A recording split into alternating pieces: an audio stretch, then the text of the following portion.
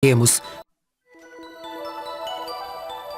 À medida que aprendemos, modificamos a estrutura do cérebro. Todas as partes do cérebro são ligadas por estes feixes de fibras nervosas que se cruzam como linhas telefônicas. Cada vez que repetimos uma ação ou palavra, a conexão que estamos usando torna-se mais forte. Então, conforme adquirimos novas habilidades ou conhecimentos, literalmente reconectamos nosso cérebro. Essas reconexões tornam os humanos notavelmente flexíveis naquilo que podem aprender. É uma razão do nosso sucesso como espécie. Essa reconexão ocorre dentro do lobo frontal, é a parte do cérebro que pensa.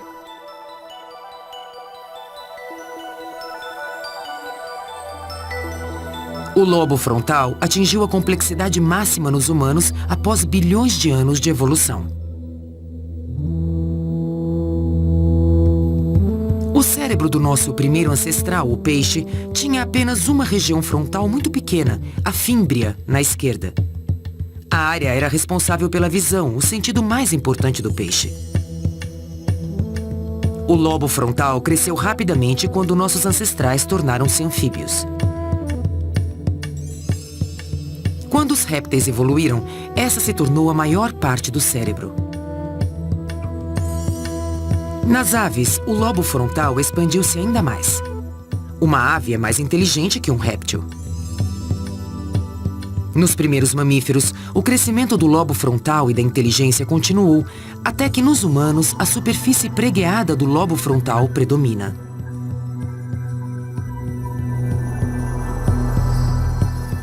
Mas escondido dentro, mais abaixo, ainda temos o cérebro do nosso ancestral, o peixe, cumprindo suas velhas funções. Essa região mais baixa do cérebro mantém nosso coração batendo e nossos pulmões respirando.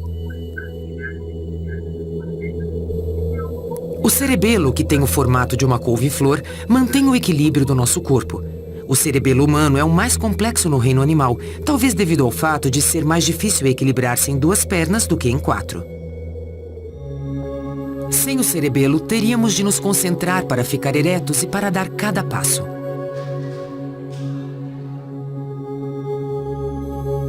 Dessa base primitiva para cima, o cérebro humano tem camadas sucessivas de conexões intrincadas e de assombrosa complexidade. Nessas camadas está escondido tudo o que nos torna indivíduos: emoções, memórias, aspirações e pensamentos.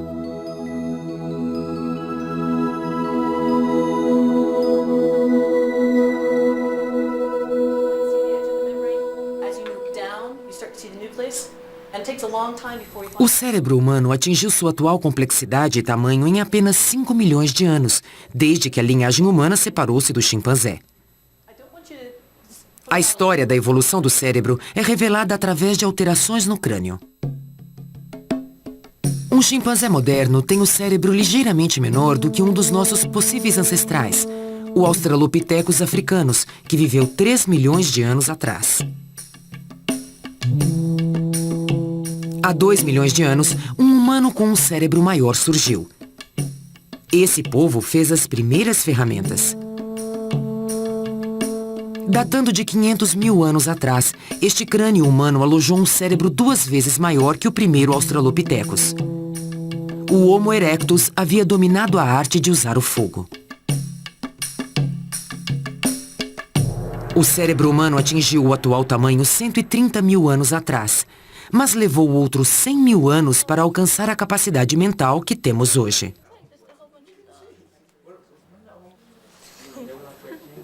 Uma criança 35 mil anos atrás poderia aprender facilmente tudo o que fosse necessário para sobreviver na sociedade de hoje.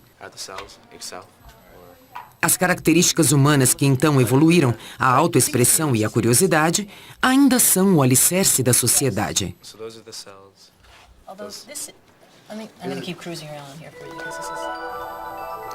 A quantidade de células nervosas do cérebro multiplicou-se imensamente nos últimos milhares de anos.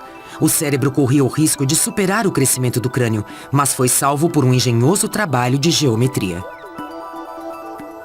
As células que usamos para pensar ficam na superfície do cérebro, numa camada de apenas 3 milímetros de espessura, o córtex.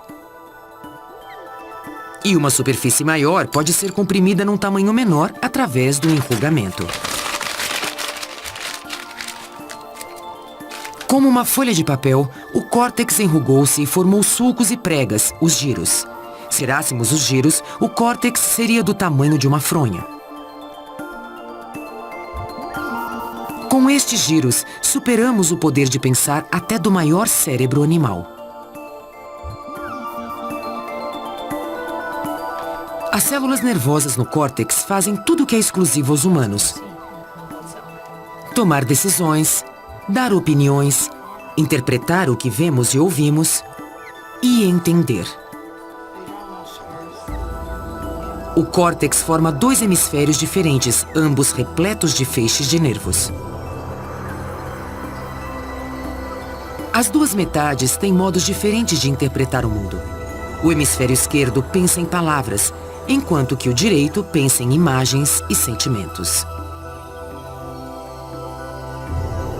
Os nervos trocam informações através de uma densa faixa na base do cérebro.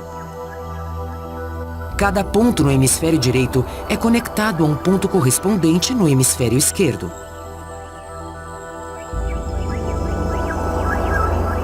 Se a palavra água aparece no hemisfério esquerdo, então o hemisfério direito tem uma imagem de água.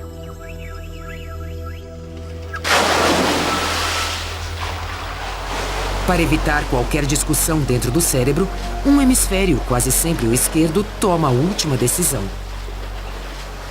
Quando se trata do controle muscular, cada hemisfério é responsável por um lado do corpo, desde os pés e pernas às mãos e olhos. Mas as linhas de comando se cruzam.